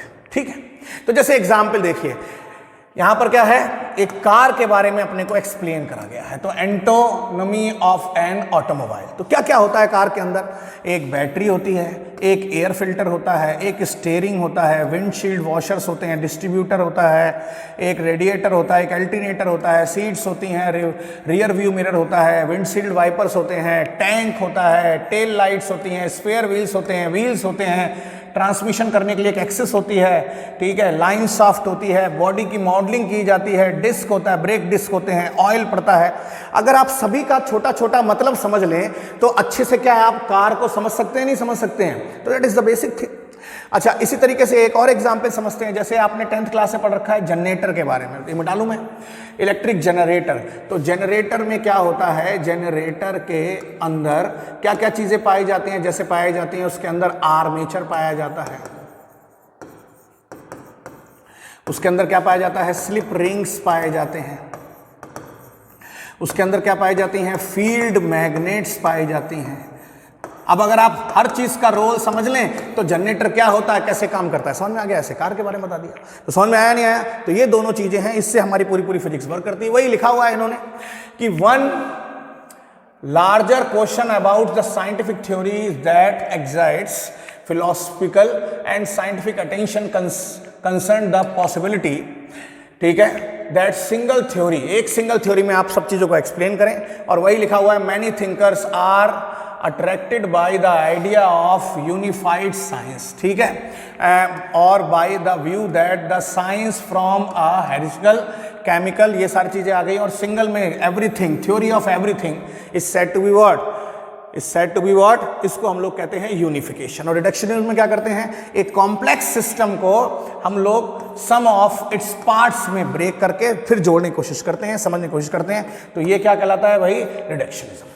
ठीक है, एक बड़ी चीज को हम तोड़ देते हैं। ठीक है बेटा, तो हमने ये दो थ्रस्ट एरिया देखे। अब अगला जो टॉपिक हमारा आएगा वो स्कोप एंड एक्साइटमेंट समझते हैं। स्कोप वर्ड का मतलब क्या होता है ये समझना बहुत जरूरी है, तो इसको समझते हैं। मैं एक एग्जाम्पल से समझा रहा हूं कि क्या होता है स्कोप, मतलब कहां से कहां तक फैला हुआ है, ब्रॉडनेस, क्या क्या चीजें हैं, इसको और अच्छे समझने के लिए, जैसे मान लीजिए ये मेरे पास में एक टॉर्च है, ठीक है, इस तरीके से ये एक टॉर्च है, ठीक है, इस टॉर्च का मैंने लाइट ऑन करी इसकी, तो इसकी लाइट रेज इस तरीके से निकल रही हैं और मैंने देखा कि इसके अंदर से क्या हुआ, इतना जो रीजन है वो क्या हो गया, इसके अंदर से इतना रीजन को इसने क्या कर दिया है, ब्राइट कर दिया है। क्या कर दिया भाई, इसको ब्राइट कर दिया है। तो इस बल्ब का स्कोप क्या हुआ, इस बल्ब का स्कोप ये हो गया। ठीक है, इसी प्रकार से फिजिक्स का क्या स्कोप होता है, कहां से कहां तक फिजिक्स फैली हुई है, क्या क्या इसके अंदर आता है, वो हम लोग अब पढ़ने जा रहे हैं। और क्या क्या एक्साइटमेंट हो गया और उन एक्साइटमेंट के खातिर क्या सोसाइटी पे इंपैक्ट पड़ेगा, अब हम ये पढ़ेंगे बेटा। ठीक है, तो that is our today's agenda. Agenda is what, scope and excitement of physics. फिर देखते हैं अगर टाइम बचेगा तो फंडामेंटल फोर्सेज ऑफ फिजिक्स भी करेंगे, एक लेक्चर में अगर हो जाता है, ठीक है, तब दो में पढ़ लेंगे। ठीक है बेटा, तो फिजिक्स को पढ़ने से पहले, फिजिक्स के स्कोप को पढ़ने से पहले हमें क्या करना पड़ेगा, क्या फिजिक्स में सब कुछ एक ही स्केल पे मेजर किया जा सकता है? आंसर है नहीं। फिजिक्स में हम दो डिफरेंट स्केल्स को चूज करते हैं, कुछ चीजें एक में वैलिड होती हैं और कुछ चीजें एक में वैलिड होती हैं। अब तो तीन हो गई हैं, लेकिन अभी तक जो हमारी बुक्स में दो हैं वो देखिए। तो हमने क्या करा बेटा, हमने फिजिक्स का क्लासिफिकेशन करा। फिजिक्स क्या था, नेचर एंड नेचुरल फिनोमिना। ठीक है, तो study of nature and natural phenomena. तो हमने दो क्लासिफिकेशन करा। पहला करा हमने मैक्रो, मैक्रो मतलब क्या होता है, लार्ज, मैक्रो मतलब क्या होता है भैया, लार्ज। और दूसरा करा हमने माइक्रो, माइक्रो मतलब क्या होता है, स्मॉल। तो हमने दो क्लासिफिकेशन करा। मैक्रो में क्या क्या चीजें आती हैं, जैसे टेलीस्कोपिक एस्ट्रोनॉमिकल चीजें जो हो गई वो, गैलेक्सी गैलेक्सी इन सब के बारे में पढ़ेंगे। माइक्रो में क्या आ गया, जैसे इलेक्ट्रॉन, प्रोटॉन, न्यूट्रॉन, इन सब चीजों के बारे में, इलेक्ट्रॉन ये सारी चीजें। तो मैक्रोस्कोपिक डोमेन्स क्या होते हैं वो देखते हैं। तो मैक्रोस्कोपिक डोमेन्स में अगर हम देखें तो it includes the phenomenon at laboratory, terrestrial and astronomical scale. ठीक है, फिर दूसरा क्या होता है, माइक्रो, माइक्रो छोटे लेवल पे, it includes what, atomic, molecular and nuclear phenomenons. ठीक है, ये आ गई बात। इन दोनों के बीच में एक नई टेक्नोलॉजी अभी रिसेंटली आई है जिसको हम कहते हैं मीजोस्कोपिक। ये बेटा अभी नई है, लेटेस्ट आई है। ठीक है, माइक्रो और मैक्रो के बीच में होती है। ठीक है, तो ये क्या लिखा हुआ है, however recently a third domain of interest between micro domain and macro domain is what, mesoscopic. क्या है भैया वो, मीजोस्कोपिक डोमेन आया है। कैसा आया है, मीजोस्कोपिक। ठीक है, and has come in light. ठीक है, और जिसके बारे में हम लोग बात कर रहे हैं, कुछ फ्यू 10 से 100 या 100 से बात करते हैं, emerge an exciting field of research. अभी रिसर्च हो रही है, ये 3 फील्ड हो गई, वैसे आपको 2 ही पढ़नी है। आगे देखते हैं। अब मैक्रो की बात करें तो मैक्रो के अंदर बेसिकली आप क्या पढ़ेंगे, तो मैक्रो के अंदर बेसिकली आप बच्चे क्लासिकल फिजिक्स पढ़ेंगे। क्या पढ़ेंगे आप, क्लासिकल फिजिक्स। थोड़ा धुंधला आ रहा होगा ये, तो क्या पढ़ेंगे हम लोग मैक्रो के अंदर, क्लासिकल फिजिक्स। क्या पढ़ रहे हैं हम लोग, मैक्रो। तो मैक्रो के अंदर हम क्या पढ़ते हैं, क्लासिकल। और इस क्लासिकल के 4 सब डिवीजन होते हैं। एक होता है मैकेनिक्स, एक होता है इलेक्ट्रोडायनेमिक्स, एक होता है ऑप्टिक्स और एक होता है थर्मोडायनेमिक्स। तो एक कौन सा हो गया यहाँ पर, ऑप्टिक्स। ये कौन सा हो गया, ऑप्टिक्स हो गया बेटा। ये कौन सा हो गया, मैकेनिक्स। ये कौन सा हो गया अपने पास में, मैकेनिक्स हो गया। ठीक है, ये कौन सा हो गया अपने पास में, थर्मोडायनामिक्स। ठीक है, अभी बताते हैं क्या क्या होता है। और लास्ट वाला वन क्या है भाई, इलेक्ट्रोमैग्नेटिज्म, मैग्नेटिज्म। अच्छा, इसमें ऑप्टिक्स आप क्लास 12th में पढ़ेंगे, इलेक्ट्रोमैग्नेटिज्म आप क्लास 12th में पढ़ेंगे, मैकेनिक्स 11th में पढ़ेंगे और थर्मोडायनेमिक्स भी आप कहाँ पढ़ेंगे, 11th में। मतलब ये मैकेनिक्स और ये जो थर्मोडायनेमिक्स है ये जो थर्मोडायनेमिक्स है ये दो के दोनों आप कहाँ पढ़ेंगे 11th क्लास में, और ये जो हैं दो के दोनों, ये जो हैं आपके पास में दो के दोनों, इधर वाले दो के दोनों, ये आप पढ़ेंगे क्लास 12th में। ये आप कहाँ पढ़ेंगे बेटा? क्लास 12th में। जस्ट अ मिनट, ये हम लोग कहाँ पढ़ रहे हैं? क्लास 12th में पढ़ रहे हैं। ठीक है, आगे बात समझ में। तो इस तरीके से हमने क्लासिफिकेशन करा माइक्रो का 4 हिस्सों में। आगे देखते हैं क्या क्या चीज़ें हैं हमारे पास में। अब हम सबसे पहले क्या पढ़ रहे हैं? मैकेनिक्स के बारे में पढ़ रहे हैं। तो मैकेनिक्स में क्या पढ़ते हैं? बेसिकली मोशन ऑफ पार्टिकल, ठीक है, न्यूटन्स के लॉ, ग्रेविटेशन लॉज, ठीक है, रॉकेट का प्रपोर्शन कैसे होता है, प्रोपोगेशन ऑफ वाटर कैसे होता है, वेव्स इन एयर। चलो समझते हैं मैकेनिक्स में क्या क्या आएगा। तो अगर मैं मैकेनिक्स की बात करूं तो मैकेनिक्स के अंदर जो जो चीजें आएंगी वो जरा हम देख लेते हैं। तो इन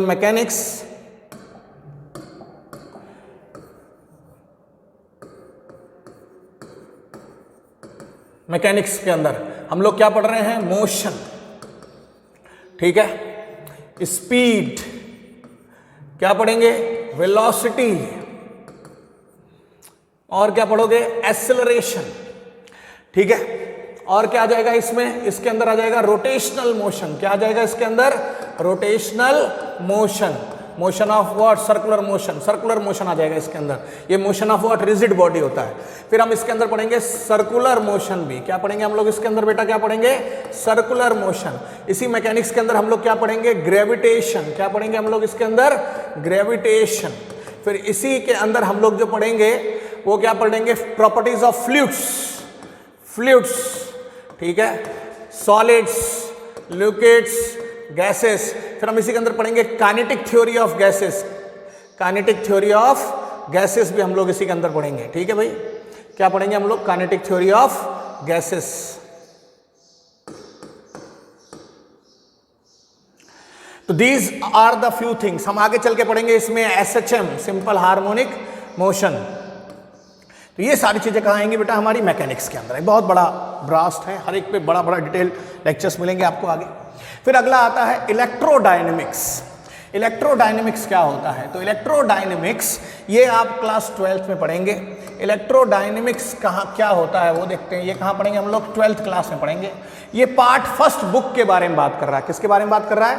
पार्ट फर्स्ट। इसके अंदर दो चीज पढ़ेंगे। एक पढ़ेंगे हम लोग इलेक्ट्रो मैग्नेटिज्म, और एक पढ़ेंगे हम लोग एक तो ये मान लीजिए कि हम क्या पढ़ेंगे?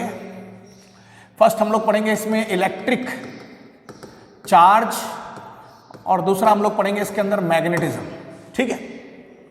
तो हम क्या deals with what? Electric and magnetic phenomenons of a body. Coulomb's law, Oersted law, Ampere's, Maxwell. जैसे ये क्या हो गया? Antenna, working of an antenna, ये EM वेव, ये सारी चीजें इसके आ जाती हैं। ये सब कुछ इसके अंदर हमारे पास में आता है। थोड़ा सा और देखते हैं कि क्या क्या इसके अंदर हमारे पास में होता है इस इलेक्ट्रोडायनेमिक्स में। तो अगर हम देखें भाई तो इलेक्ट्रोडायनामिक्स में बेसिकली क्या पढ़ते हैं हम लोग? स्टडी ऑफ चार्जेस पढ़ते हैं। क्या पढ़ते हैं? स्टडी ऑफ चार्जेस, मतलब चार्ज। चार्ज क्या होता है? चार्ज होता है इलेक्ट्रॉन, प्रोटॉन और न्यूट्रॉन। तो स्टडी ऑफ क्या पढ़ते हैं हम लोग? चार्ज पढ़ते हैं। तो बेसिकली चार्ज क्या हो गया? इलेक्ट्रॉन की स्टडी पढ़ते हैं। Motion of what? इलेक्ट्रॉन। उसके खातिर जब ये मोशन में होगा चार्ज तो एक बार रुका हुआ होगा तो इलेक्ट्रोस्टैटिक्स आ जाएगी। क्या आ जाएगी यहाँ पर? इलेक्ट्रोस्टैटिक्स। और जब मोशन में होगा तो ये क्या जनरेट करेगा? Magnetic field. और वैसे होगा तो क्या जनरेट करेगा? Electric field. तो ये part first book class 12th की आपकी आ जाएगी इसके अंदर। फिर आगे देखते हैं ऑप्टिक्स। ये भी बेटा कहाँ पढ़ोगे आप? 12th क्लास में। ये भी कहाँ पढ़ोगे आप? 12th क्लास में। ऑप्टिक्स भी कहाँ पढ़ोगे? 12th में। ऑप्टिक्स क्या होती है? The branch of physics that deals with what? Phenomenons of light. ये क्या करती है? Deals with different phenomenons of light. Phenomenons of what? Light. क्या होता है फिनोमिनन ऑफ लाइट? जैसे यहाँ लिखा हुआ है, दिख नहीं रहा होगा आपको, क्या क्या फिनोमिनन्स होते हैं। अगर हम फिनोमिनन्स की बात कर लें तो इसके अंदर जो फिनोमिनन्स होते हैं जैसे रिफ्लेक्शन, रिफ्रैक्शन, इंटरफेरेंस, ये दो तो आपने सुने होंगे, ये नहीं सुना होगा। डिफ्रैक्शन, ये सब 12th में पढ़ेंगे आप लोग, ठीक है। और एक आ जाता है पोलराइजेशन, एक आ जाता है working of telescope, working of microscope. ये सब कुछ कहाँ आ जाता है? अपना ऑप्टिक्स के अंदर आ जाता है, ठीक है। तो क्या होता है भाई ऑप्टिक्स? अगर शॉर्ट में देखें तो ऑप्टिक्स क्या होती है? ऑप्टिक्स क्या होती है? Branch of physics which deals with phenomenons of light, different phenomenons of light के बारे में हम लोग इसके अंदर क्या करते हैं, पढ़ते हैं। ठीक है बेटा, फिर आगे देखते हैं। नेक्स्ट जो हमारे पास में निकल के आएगा वो क्या है, थर्मोडायनेमिक्स है। तो नेक्स्ट जो है अपने पास है वो क्या है भाई, थर्मोडायनेमिक्स। इसमें हम लोग हीट के बारे में पढ़ते हैं। ठीक है, स्टडी ऑफ व्हाट, हीट। जैसे deals with what, internal energy, entropy, temperature change. ठीक है, direction of chemical process, efficiency of refrigerator, घर में होता नहीं होता है, हीट इंजन, स्टीम इंजन, सुना नहीं सुना है, steam engine, diesel engine, petrol engine, गाड़ियों में देखा है। तो ये सारे फिनोमिनन्स कहाँ आ जाते हैं, थर्मोडायनेमिक्स। अच्छा, अगर हम बात करें तो थर्मोडायनेमिक्स कैसे बना हुआ है, तो अगर मैं बात करूं थर्मोडायनामिक्स, तो भाई क्या हुआ, इसको दो हिस्सों में तोड़ लो। थर्मो मतलब क्या होता है, हीट, और डायनेमिक मतलब क्या होता है, मोशन। ठीक है, जिसमें हमें cause of motion is known. इसका मतलब क्या होता है, कॉज ऑफ मोशन नोन हो। तो किसका कॉज ऑफ मोशन नोन हो, हीट का। तो हम ऐसी ब्रांच पढ़ते हैं जिसमें हमें हीट क्यों ट्रांसफर कर रही है एक जगह से दूसरी जगह, वो सब हम इसमें देखते हैं थर्मोडायनेमिक्स के अंदर। अब आगे देखते हैं। तो हमने क्या पढ़ा अभी तक, हमने पढ़ा कि फिजिक्स के क्या हो सकते हैं। तो फिजिक्स के हमने अभी तक क्लासिफिकेशंस देखे, और क्लासिफिकेशन कुछ हमारे इस तरीके से आए कि एक क्लासिफिकेशन आया क्लासिकल, एक कैसा आया हमारे पास में, क्लासिकल आ गया बेटा। तो देखते हैं, एक बार इसको रब कर लेता हूं मैं, कलर चेंज कर लूं थोड़ा सा। हाँ, तो एक हमने कौन सा देखा बेटा, क्लासिकल। क्लासिकल का क्या देखा हमने, थर्मो मैकेनिक्स। मैकेनिक्स के दो हिस्से होते हैं, एक स्टैटिक्स और एक डायनेमिक्स। स्टैटिक्स में हम लोग पढ़ते हैं काइनेमेटिक्स और एक काइनेटिक्स, ये पढ़ोगे आप। ठीक है, डायनेमिक्स में हमें दो पढ़ेंगे। स्टैटिक्स में पार्टिकल कहाँ होता है, रेस्ट पे होता है। ठीक है, इसमें कहाँ होता है, cause of motion is known. फिर दूसरा क्या पढ़ा हमने, thermodynamics and kinetic theory of thermodynamics. इसमें क्या हम लोग पढ़ते हैं, हीट के बारे में पढ़ते हैं, उसके फिनोमेना। ऑप्टिक्स में क्या पढ़ते हैं हम लोग, लाइट पढ़ते हैं। इलेक्ट्रिसिटी एंड मैग्नेटिज्म, इसमें हम क्या पढ़ते हैं, स्टडी ऑफ चार्ज पढ़ेंगे। क्या पढ़ेंगे, स्टडी ऑफ चार्जेस। फिर ये तीन और है, रिलेटिविटी, ये सब आपको एस्ट्रोफिजिक्स, एकॉस्टिक, रिलेटिविटी आइंस्टीन ने दिया है लेटेस्ट, ये सारी चीजें आ गई। ये सब कहाँ आ गए आपका, ये सब कुछ आ गया मैक्रो में। सब कुछ कहाँ आ गया, मैक्रोस्कोपिक में। ठीक है भाई, इधर जो आ गया ये आ गया माइक्रो में। ये किसके अंदर आ गया आपका, माइक्रो में। ठीक है, इसमें हम लोग बाद में आई, लेटर आई, इसलिए हम इसको क्या कहते हैं, मॉडर्न कहते हैं। इसके अंदर हम पढ़ेंगे quantum physics, atomic physics, nuclear physics, molecular physics. ठीक है, ये सारे के सारे कहाँ आ जाते हैं, बेसिकली क्लास 12 में। बहुत छोटा सा पोर्शन है इसका, कहाँ पर, क्लास 12 में। एक और आ जाता है इसके अंदर, सेमी कंडक्टर। क्या आ जाता है अपने पास में, सेमी कंडक्टर्स चैप्टर आ जाएगा। ठीक है बेटा, तो ये दो बेसिक हमने क्या देखे, स्कोप। अब जरा देखें इस स्कोप को मेजर करने के लिए क्या क्या होता है। देखो वही माइक्रो में क्या आ जाता है अपने पास में, क्वांटम फिजिक्स आ जाती है। अच्छा, इस क्वांटम फिजिक्स को भी हमने चार हिस्सों में करा, एक इलेक्ट्रॉन है, एक प्रोटॉन है, एक न्यूट्रॉन है और एक फोटोन है। ठीक है, तो क्वांटम माइक्रो बहुत छोटा, deals with the structure of matter, interaction between electrons, protons and all this. ठीक है, तो ये हमारा हो गया माइक्रोस्कोपी। तो एक मैक्रो हो गया और एक क्या हो गया, माइक्रो हो गया। अब जो स्कोप ऑफ फिजिक्स है, इसका मेजरमेंट देखिए, जब ये आपने पढ़ा तो इसके मेजरमेंट का स्केल ऑफ मेजरमेंट, अलग अलग स्केल ऑफ मेजरमेंट है। तो ये शुरू होता है माइक्रो। तो माइक्रो में क्या आ गया, 10⁻⁻15 मीटर। ठीक है, चलते रहे और यहां पर आ गए हम यूनिवर्स के साइज पे, और ये कितना निकल के आ गया, 10⁻27 रेंज होती है। अलग अलग जगहों पर दिया, जैसे मिल्की वे का 10⁻21 हो गया, 10⁻11 पे क्या हो गया, अर्थ और सन का डिस्टेंस हो गया, रेड ब्लड सेल्स का 10⁻⁻6 हो गया, ह्यूमन बीइंग अप्रॉक्सीमेटली मीटर्स में आ जाता है, 1 मीटर 1.5 मीटर का होता है। तो यहां पर आ गया ह्यूमन टेनिस खेल रहा है, ये सारी चीजें रखी हैं। तो ये क्या है, एक रेंज है, स्केल है, जिसके आधार पर हम लोग क्या करते हैं, किसी चीज को क्या करते हैं, मेजर करते हैं। ठीक है, आगे बात समझ में। तो ये क्या है बेटा, अपने पास में स्कोप है, स्कोप ऑफ व्हाट, क्या है बेटा, फिजिक्स। आगे देखते हैं नेक्स्ट थिंग जो उसके बाद हमारे पास में आती है। फिर हमने अभी तक क्या पढ़ा, स्कोप कहां से कहां तक फैली हुई है। अब इसके लिए एक्साइटमेंट क्या होगा, तो एक्साइटमेंट क्या होता है, एक्साइटमेंट मतलब कोई चीज हमें पता चल रही है तो उसके खातिर हम नए नए एक्सपेरिमेंट्स करते हैं। क्या करते हैं हम लोग, कुछ नए एक्सपेरिमेंट करते हैं, और उन एक्सपेरिमेंट के आधार पर कोई एक नई ब्रांच निकल के आती है, कोई एक नई चीज निकल के आ जाती है, वो हमको अब पढ़ना है। तो क्या होता है, ये टोटली एक्साइटिंग फील्ड है, excitement on the basis of what theory. कुछ लोग को एक्साइटमेंट इसकी थ्योरी पढ़ के अच्छा लगता है, कुछ लोग को इसमें कंसेप्ट एंड लॉज आते हैं, कुछ लोग को इसमें एक्सपेरिमेंट मजा आता है और कुछ एप्लीकेशन और एक्सप्लोर आते हैं। वही लिखा हुआ है, the excitement of physics comes from, ये कम्स पूरा एक शब्द है, पीछे यहां छूट गया, comes from the changes in conducting new experiment, ध्यान रखना, for revealing the secrets of nature, for revealing the word secret of nature. The scientific progress is not only qualitative but also quantitative analysis. तो qualitative और quantitative खाली नहीं, इसमें क्या क्या quantity, क्या क्या चीजें होती है, वो होती है जिससे laws बनते हैं और theory of physics are in what universe। अब थोड़ा समझते हैं इसके बारे में कि कैसे ये सारी चीजें बोली गई हैं। तो देखिए इसको जरा हम समझने की कोशिश करते हैं कि क्या कहना चाह रहे हैं। तो मैं थोड़ा बोर्ड का कलर चेंज कर लेता हूँ। ये अब देखिए, जैसे कि एग्जाम्पल लेते हैं, एग्जाम्पल क्या है कि एक्साइटमेंट से क्या क्या हम कर सकते हैं, कि नेचर में क्या होता है हमारे पास में, वो सारी चीजें हम लोग देखने की कोशिश करते हैं। जैसे देखिए कि पहले के जमाने में, आज की बात करूं मैं तो आज क्या है, आज सबसे पहले हमने क्या पढ़ा भाई, मॉडर्न फिजिक्स पढ़ी। क्या पढ़ी हमने? मॉडर्न फिजिक्स में क्या होता है वो देखिए। और इससे क्या हुआ, तो मॉडर्न फिजिक्स एक नई चीज को, एक चीज को क्रिएट कर रही है। वो क्या है कि जैसे आपने देखा सिलिकॉन चिप्स आती हैं, क्या होती हैं? Silicon chips. इनकी मदद से क्या बनता है भैया? कंप्यूटर बनता है। क्या बनता है? कंप्यूटर, मोबाइल, ठीक है, मोबाइल फोन, ये सारी चीजें। ये तब चीज आई जब आपको ईएम वेव के बारे में पता चला। ईएम वेव क्या होता है? Electromagnetic waves. तो देखिए क्या करा, इलेक्ट्रोमैग्नेटिक वेव के बारे में 12th से पढ़ोगे तो उसकी मदद से मॉडर्न ये सब चीजें कहाँ आ गई, मॉडर्न फिजिक्स का थोड़ा बहुत इस्तेमाल करा गया इलेक्ट्रोमैग्नेटिक वेव, और उसमें सिलिकॉन के बारे में लिखा गया, कंप्यूटर। आज मैं जो बोल रहा हूँ आप सुन पा रहे हो। इलेक्ट्रोमैग्नेटिक वेव बेसिकली क्या, कहाँ मदद करती है? कम्युनिकेशन में। कहाँ पर मदद करती है ये? कम्युनिकेशन में मदद करती है, पहली चीज। दूसरी थोड़ा देखते हैं, हमने एक ब्रांच पढ़ी है, ब्रांच पढ़ने से पहले हम नई ब्रांच कैसे फिजिक्स में खोजी जाती है वो भी देखते हैं। हमारे पास में इंजन्स थे, क्या थे? इंजन। कौन से इंजन थे? स्टीम इंजन थे। कौन से इंजन थे? Steam engine.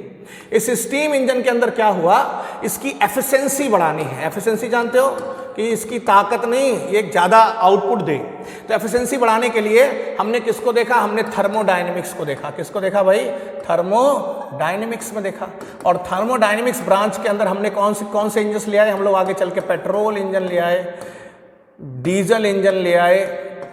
तो एक नई ब्रांच यहां से क्या हो गई? खोजी गई इस तरीके से। तो ऐसे बहुत सारे हैं। आगे एक बहुत बढ़िया और एग्जाम्पल है अपने पास में, वो देखिए क्या है एग्जाम्पल। वो जो एग्जाम्पल है वो देखते हैं कि मैक्सवेल साहब आए। कौन आए? मैक्सवेल। 1800 सेंचुरी के क्रॉस मैक्सवेल साहब ने 4 बड़ी बड़ी इक्वेशंस को कंबाइन कर, पूरी फिजिक्स में 4 इक्वेशंस थी, 12th क्लास में पढ़ोगे, इनसे कंबाइन करके एक नई फिजिक्स ही क्रिएट कर डाली, एक नई ब्रांच बना ली, जो आप आगे देखोगे। तो इन्होंने बहुत बड़ा योगदान दिया। तो इस तरीके से बेटा क्या है, स्कोप्स और एक्साइटमेंट के बारे में हम लोग देख रहे हैं। अभी time and in particular their respective properties, मतलब हम क्या बेसिकली पढ़ रहे हैं फिजिक्स के अंदर, वो बहुत ध्यान से देखना, समझना। हम जो देख रहे हैं, हम क्या देख रहे हैं इस इनसाइट में? पहली चीज हम क्या देख रहे हैं? हम लोग देख रहे हैं स्टडी ऑफ व्हाट? मैटर। दूसरा क्या देख रहे हैं? तो इनसाइट इन फिजिक्स क्या है बेटा, ये हम जरा एक बार देखते हैं दोबारा क्या क्या चीजें होती हैं फिर से। तो इनसाइट इन फिजिक्स की अगर हम बात करें तो फिजिक्स के अंदर क्या क्या चीज़ें हम पढ़ते हैं बेसिकली, तो आंसर आया हम फिजिक्स के अंदर कुछ चीज़ें देखते हैं। वो बेसिकली क्या है भाई? In physics first what we focus on the study of what? Matter, energy, space, time, और इनके particular respective properties, internal relationships पढ़ते हैं इनके बीच में। तो मतलब हम क्या पढ़ रहे हैं वो देखिए। हम जो पढ़ रहे हैं पहली चीज इनसाइट इन फिजिक्स में, हम लोग क्या पढ़ रहे हैं भाई? मैटर के बारे में। दूसरा हम क्या पढ़ रहे हैं? हम स्पेस के बारे में देख रहे हैं। तीसरा हम लोग क्या देख रहे हैं भाई? एनर्जी, कल बताया था कंसेप्ट है एनर्जी। और चौथी चीज क्या हम देख रहे हैं भाई? टाइम, ठीक है। और लास्टली हम इन सभी के क्या कर रहे हैं? Inter relations. क्या कर रहे हैं हम लोग? इंटर रिलेशन, सॉरी एक मिनट,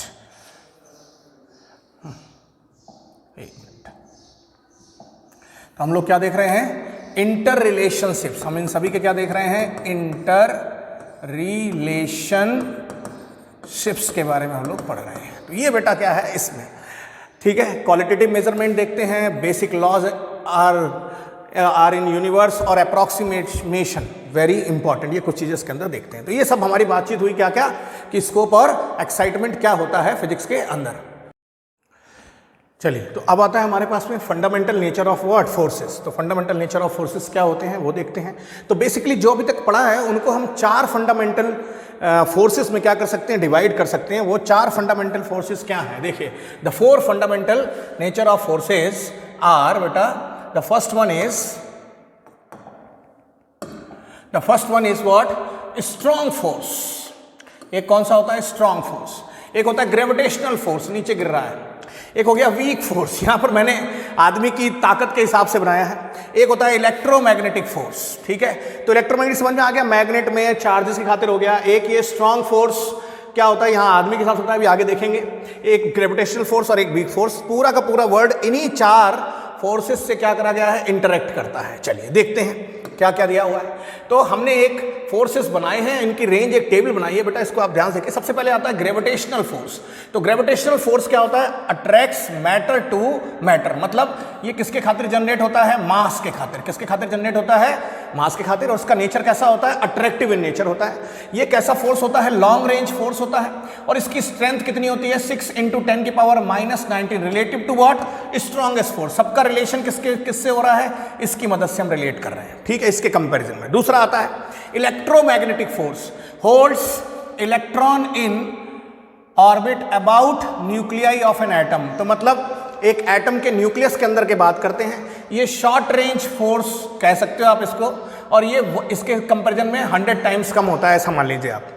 नेक्स्ट, न्यूक्लियर फोर्स। ये क्या होता है, ये सिर्फ न्यूक्लियस के अंदर, जिसके अंदर न्यूट्रॉन प्रोटॉन होते हैं वो। ये क्या हो गया, ये प्रोटॉन, ये न्यूक्लियस हो गया, और ये इलेक्ट्रॉन घूम रहे हैं, उसके बारे में बात कर रहा है, ठीक है। यहां पर क्या हो गया भाई, प्रोटॉन हो गया।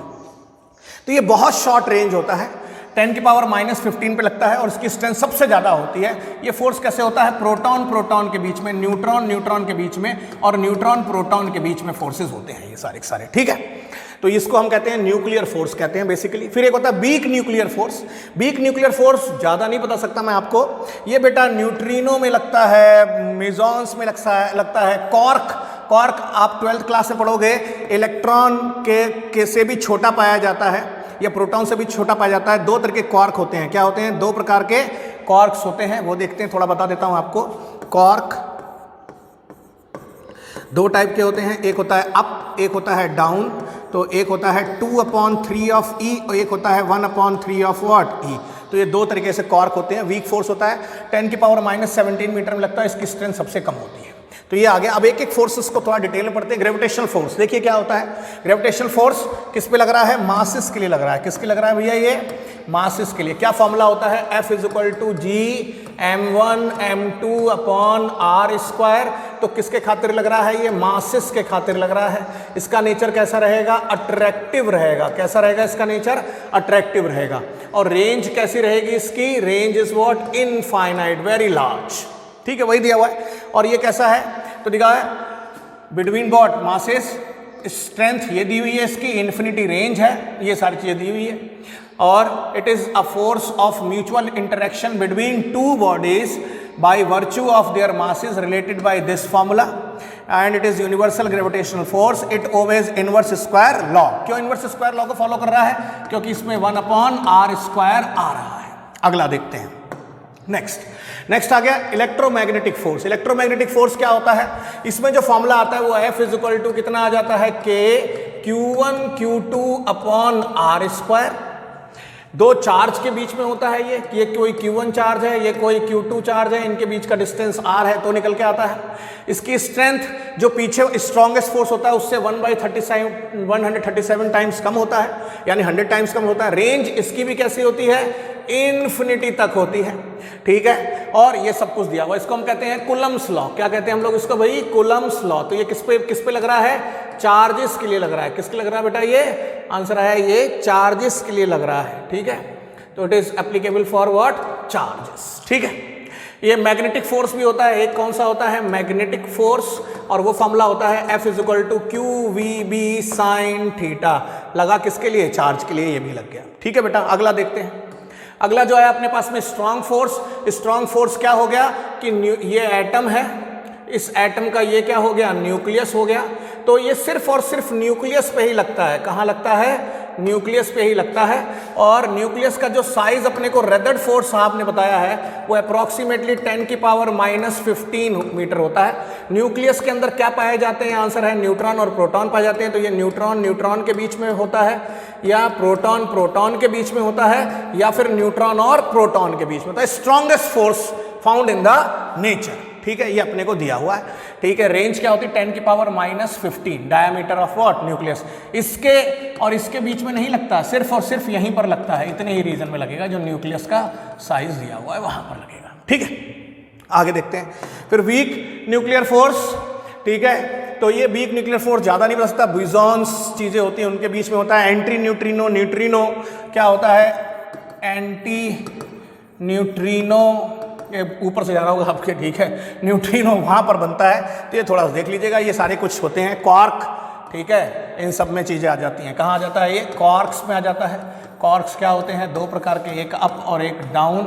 अप होता है 2/3e, डाउन होता है 1/3e, इस तरीके से। ठीक है, तो ये हमारे हो गए 4 fundamental nature of what, forces. अब आगे देखते हैं बेटा, आगे क्या आता है, कंजर्वेशन लॉस। क्या आते हैं, कंजर्वेशन लॉस। तो आपने पढ़ा होगा that energy can neither be created nor be destroyed, can transfer from one form to another form. तो वही कंजर्वेशन हो गया। वैसे मोमेंटम होता है, ऐसे ही एंगुलर मोमेंटम होता है। तो देख लीजिए, सिंपल सा है। तो हम सबसे पहले जो बात कर रहे हैं वो पढ़ रहे हैं हम लोग कंजर्वेशन ऑफ एनर्जी। ठीक है भाई, तो क्या होता है, energy can neither be created nor be destroyed, it can be transferred from one form to another. तो समझ में आया नहीं है भाई। तो इसमें क्या है बेटा, जैसे देखिए आइंस्टीन साहब ने अपने को क्या क्या बताया था वो देख लेते हैं। जैसे आइंस्टीन ने इस कंजर्वेशन ऑफ एनर्जी से क्या बताया, एक रिलेशन लिख लिया, E = what, mc²। फिर हम लोग पावरफुल टूल की तरह यूज करते हैं मैकेनिक्स की प्रॉब्लम को सॉल्व करने के लिए। फिर हम विद एक्सटर्नल फोर्स, कोई एक्सटर्नल फोर्स F एक्सटर्नल लगा देते हैं, तो हम वर्क एनर्जी प्रिंसिपल लगा लेते हैं, जैसे कंजर्वेटिव है, नॉन कंजर्वेटिव है। फिर हम क्या लगाते हैं, शो सम फॉर्म्स, जिसमें हम फंडामेंटल प्रिंसिपल्स को पढ़ते हैं। इसी तरीके से हम लोग कंजर्वेशन ऑफ मोमेंटम भी निकालते हैं और conservation of what, angular momentum भी निकालते हैं। तो this is all about your chapter first, physical world. ठीक है बेटा, अपना ख्याल रखिए, टेक करिए। अब हम नए लेक्चर में आएंगे जिसका नाम क्या है, यूनिट्स एंड मेजरमेंट। ये बहुत ज़्यादा छोटा चैप्टर था, जनरली इसमें सिर्फ इंट्रोडक्शन है, कहाँ से कहाँ तक फिजिक्स चलती है, 11, 12 सब कुछ। और ये पढ़ना बहुत ज़रूरी है, क्योंकि इसके बिना आपको समझ में नहीं आएगा कि क्या क्या हमको पढ़ना है। ठीक है, तो take care of yourself. Thanks for watching the lecture.